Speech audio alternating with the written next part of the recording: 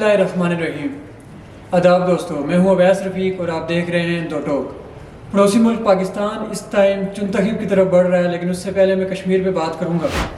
कश्मीर में आटे का बुरान जो 6 माह से लगातार चलता हुआ आ रहा है, कम होने का नाम नहीं ले रहा। अभी तक आटे का बुरान कश्मीर में उसी तरह नज़र आ रहा है। गरीब आवाम पहले ही एक तो महंगाई से तंग थी, महंगाई से लुटी हुई आवाम थी। कुछ महंगा लेते हुए वो अपनी जेबों की तरफ देखने में मजबूर थी। वो आवाम अब आटे के बुरान का 6 माह से शिकार है। आटे का एक बुरान जो अभी तक तो ख़त्म नहीं हुआ, लेकिन इसके साथ साथ बिजली का एक बड़ा शदीद बुरान था जो कुछ हद तक थम तो गया, लेकिन अभी ये पूरी तरह ख़त्म नहीं हुआ। बिजली की आनी जानी अभी भी फ़क्तन फ़वक्तन लगी रहती है। कोई उनका एक टाइम टेबल नहीं है कि किस टाइम लोड शेडिंग करनी है, किस टाइम नहीं करनी। पिछले अर्से में मैं एक मीम भी देख रहा था कि ग्रिड स्टेशन में किसी बच्चे के हाथ में बटन दे दिया गया और वो जब उस बच्चे का दिल करता है वो बटन दबा देता है और पूरे बाग शहर की जो बिजली है वो बंद हो जाती है। अब बात करते हैं पाकिस्तान की। 8 फरवरी के इंतखाबात के लिए मैदान को उसी तरह से सजा लिया गया है जिस तरह से मियां मोहम्मद नवाज शरीफ साहब डील करके 4.5 साल बाद पाकिस्तान वापस आए थे। लेकिन अगर 8 फरवरी को पाकिस्तान तहरीक इंसाफ अपने वोट पर पहरा दे गई, 8 से 10 घंटे अगर उसने अपने वोट पर नज़र रखी, तो मुमकिन है कि जो इंतखाबात के नताइज होंगे वो इस डील से बिल्कुल बरअक्स होंगे। क्योंकि जितनी भी सरकारी और गैर सरकारी रिपोर्ट्स हैं, जितने भी आदाद शुमार हैं, जितने भी पोल्स अभी तक हुए हैं, ख्वाह वो मुस्लिम लीग नून के हों, उनके अपने पोल्स भी ये बात साबित कर चुके हैं कि इस टाइम अगर इंतखाबात शफाफ हुए तो आज़ाद उम्मीदवार बड़ी तादाद में इंतखाबात जीत जाएंगे। इस चीज़ को देखते हुए ये सारा जो मैदान था, इसीलिए आज़ाद उम्मीदवारान के ख़िलाफ़ कंपेन जो वो कर रहे थे उनके खिलाफ मुकदमा दर्ज किया गया, उनको उठाया गया।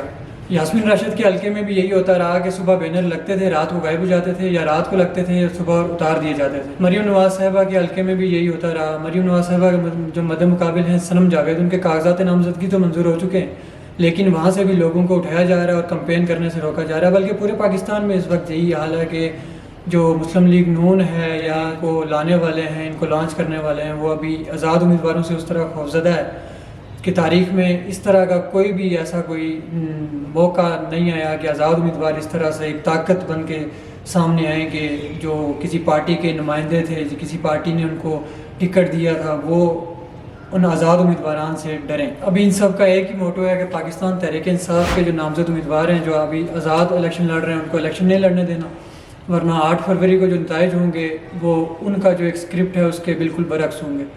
और अगर स्क्रिप्ट पे अमल दरामद हो गया तो जमहूरियत तो पहले ही वड़ी पड़ी है, जमहूरियत का जनाजा पहले ही निकला हुआ है।